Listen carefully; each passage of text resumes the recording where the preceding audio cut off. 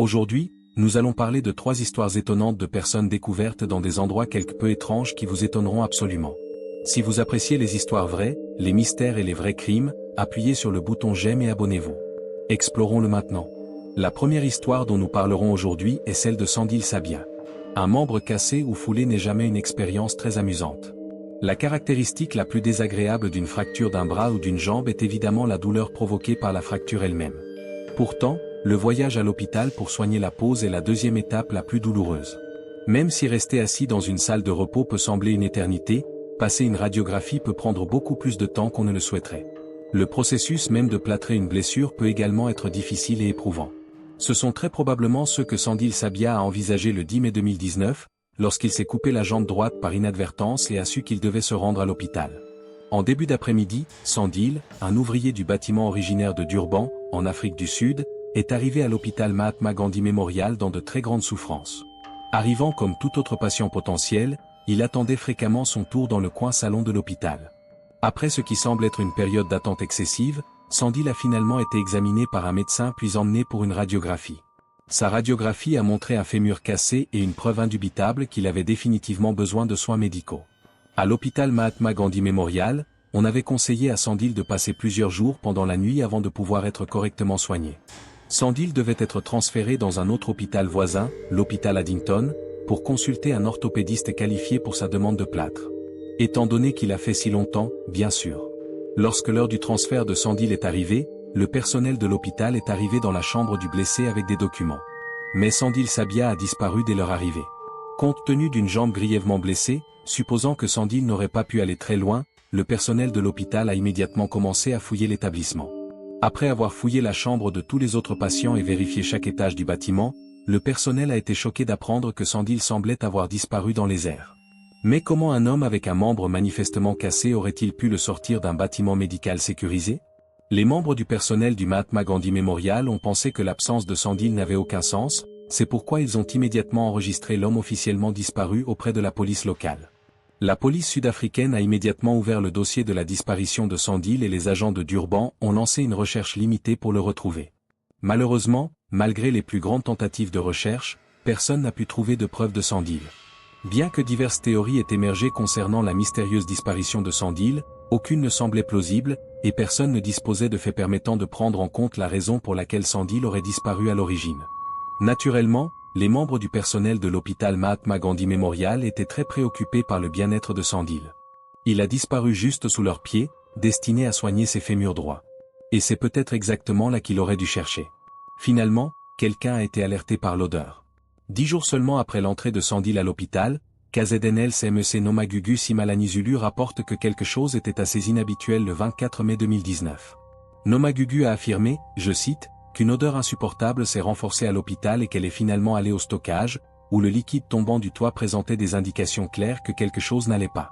Alors que la puanteur commençait à contaminer l'ensemble du bâtiment de l'hôpital, les membres du personnel ont choisi d'en rechercher individuellement la source.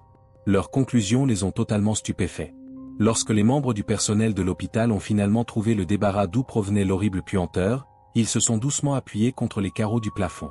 Levant leur torchets pour explorer les environs, ils tombèrent sur un corps en décomposition, celui de Sandil Sabia.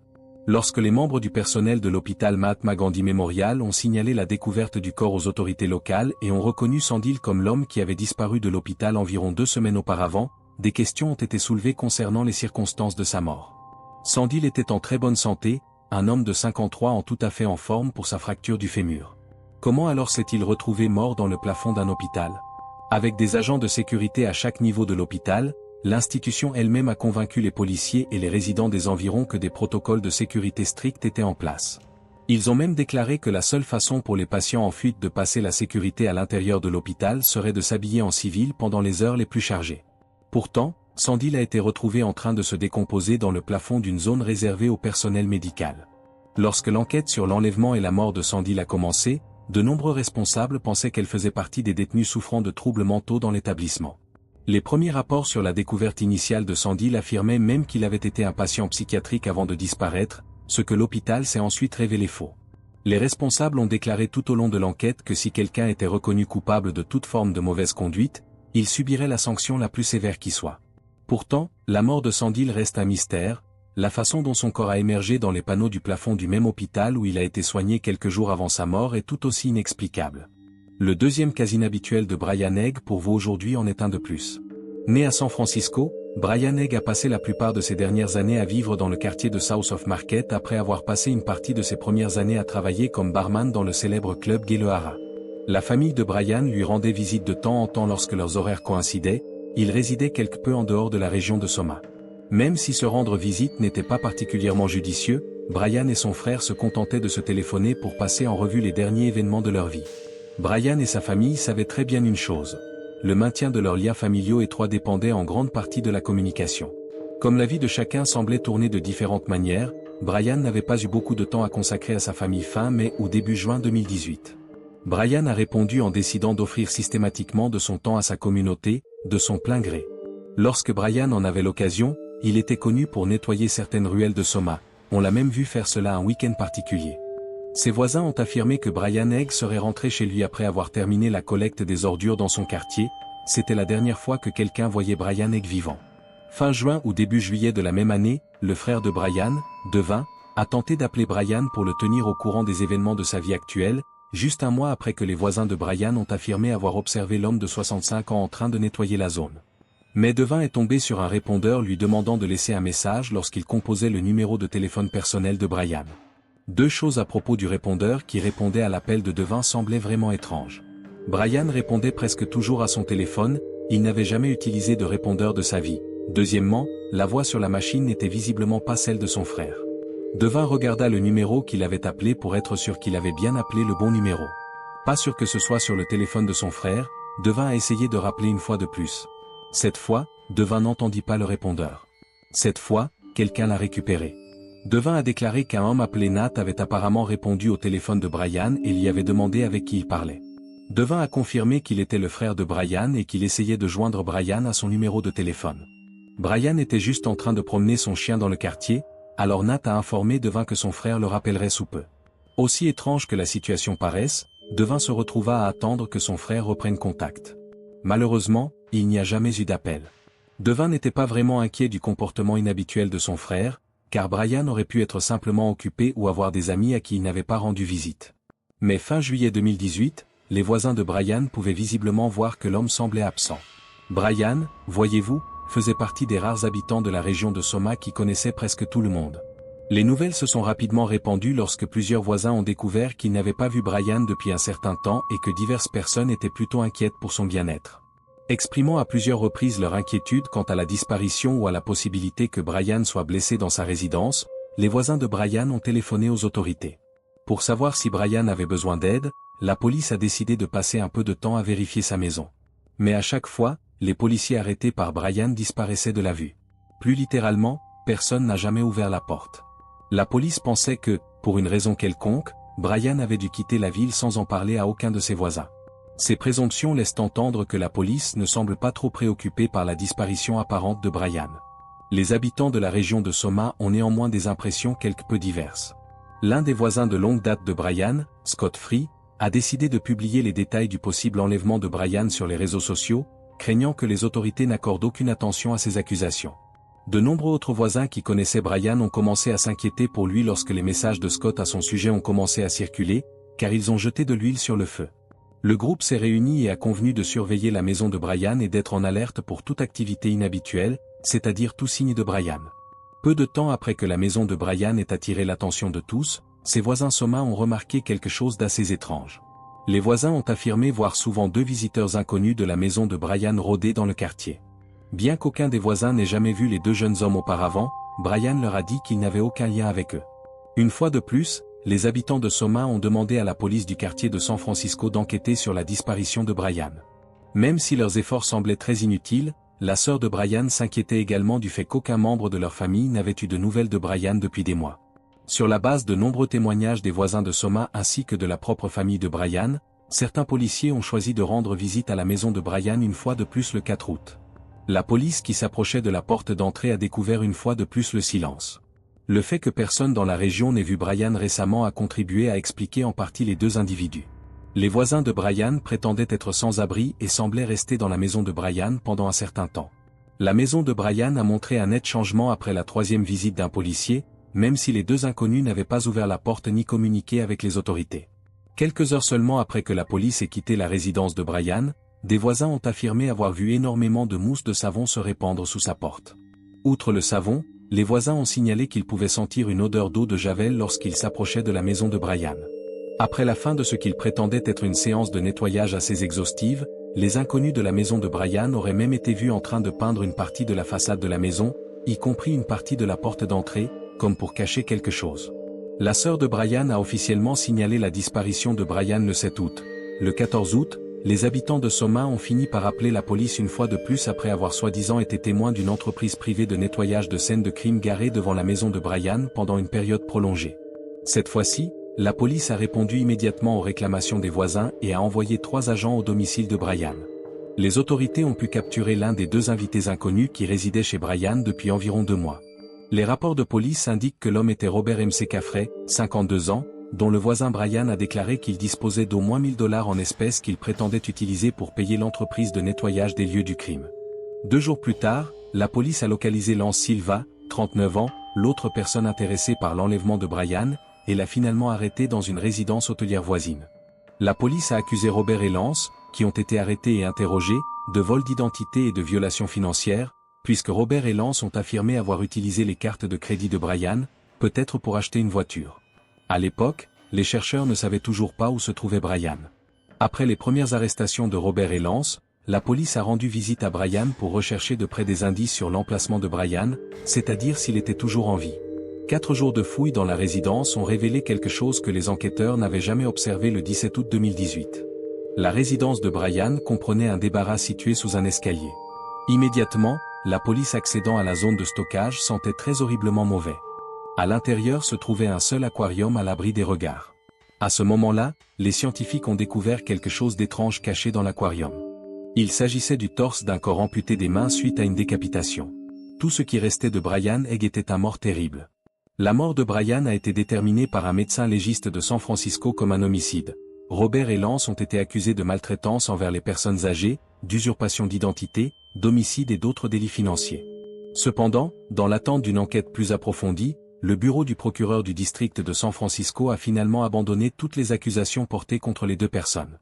Robert fut enfin libéré. Lance a fini par être emprisonné dans le comté d'Alameda pour violation de sa liberté conditionnelle, mais Lance est également sorti de prison. Le ou les assassins de Brian Egg sont toujours en liberté et personne n'a été reconnu coupable par le tribunal de son terrible meurtre, plus d'1 an après que son corps démembré a été retrouvé emballé dans un aquarium rempli de produits chimiques dans la propre maison de Brian Egg. Enfin, le dernier exemple que nous avons pour vous aujourd'hui est celui avec beaucoup de silence et de nombreuses questions sans réponse. Dans les ruines de Rijnvold aux Pays-Bas, la vie quotidienne a presque toujours été plutôt constante. Tout le monde connaît tout le monde chez Rijnvold, c'est pourquoi lorsque des rumeurs commencent, du moins les plus intéressantes, elles se propagent comme une traînée de poudre. Même si la plupart des habitants de Rijnvold sont restés seuls, ils sont néanmoins conscients des nombreuses vies vécues dans leur environnement, ou du moins ils pensaient l'être. En octobre 2020, un café néerlandais local, de Castellin, a accueilli un nouveau client pour la première fois depuis très longtemps. Rijnvold était une ville agricole essentiellement rurale, c'est pourquoi les cafés comme de Castellin ne voyaient pas souvent des touristes comme ceux-là, et lorsqu'ils le faisaient, le visiteur se comportait contrairement au jeune homme venu voir ce terrible jour du début octobre.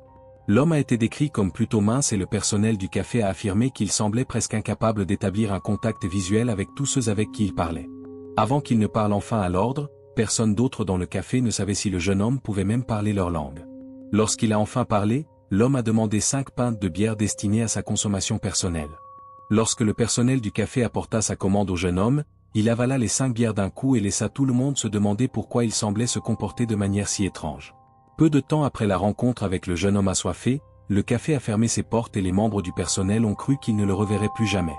Mais le jeune homme retourna au même café dès le lendemain soir et se comporta tout aussi bizarrement que la veille.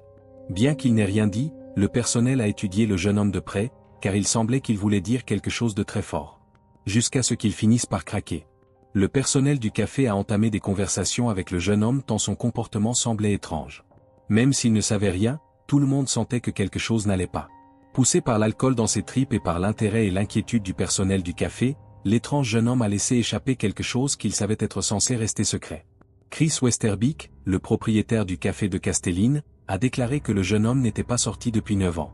Plus tard, il a également déclaré que 4 frères et une sœur vivaient dans sa ferme.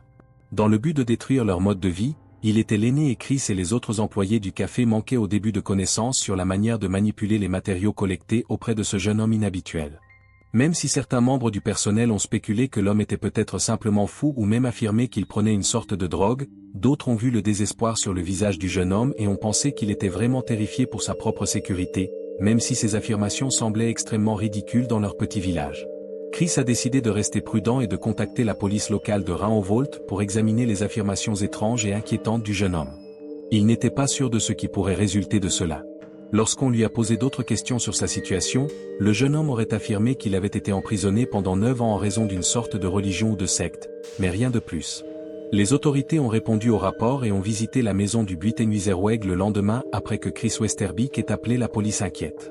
Lorsqu'ils sont arrivés sur le terrain, les passants ne pouvaient pas voir clairement ce qui se passait, car la maison se trouvait à plus de 200 mètres de la route la plus proche et à 100 mètres de la structure la plus proche.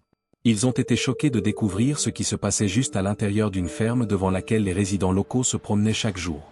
Au niveau inférieur de la ferme, la police avait initialement considéré qu'une petite pièce était vide. Pourtant, leur regard intérieur les a choqués par ce qu'ils ont trouvé. La police a affirmé avoir découvert une famille complète dans le petit quartier. Lors de l'interrogatoire de la police, tous les membres de la famille ont déclaré qu'ils étaient tous âgés de plus de 18 ans et qu'ils étaient adultes. Aucun d'entre eux n'a pu fournir à la police une réponse claire quant à la raison pour laquelle ils étaient tous enfermés dans une seule pièce.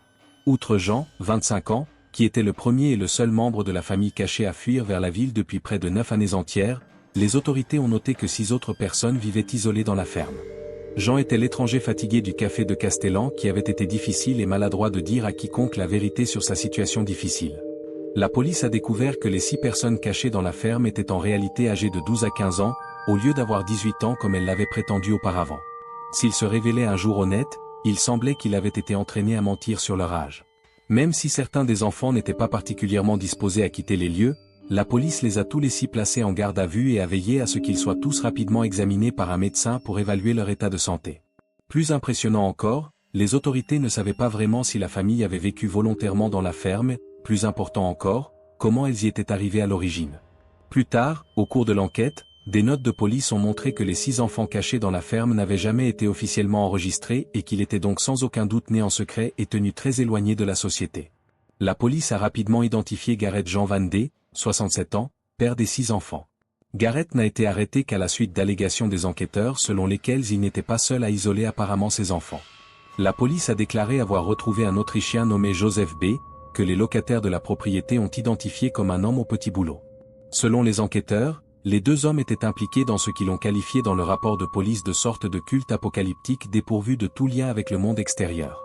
La BBC a affirmé qu'au fil des années, Gareth aurait maltraité la plupart des enfants, même si aucun d'entre eux n'a fini par se plaindre officiellement de son père ou de Joseph. Au fur et à mesure que l'enquête avançait, la police a découvert que Gareth avait en réalité 3 filles aînées qui avaient quitté la maison avant que la famille ne se détourne soi-disant de la société.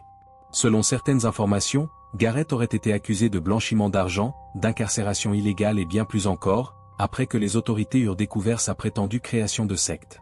Joseph Bach a été inculpé et est censé avoir enlevé et blanchi de l'argent. Les autorités affirment que Gareth Van D et Joseph comprenaient parfaitement ce qu'ils faisaient, ce qui était illégal par la loi, et que Gareth Van D était le méchant génie, même si Joseph B était son ami dans le crime.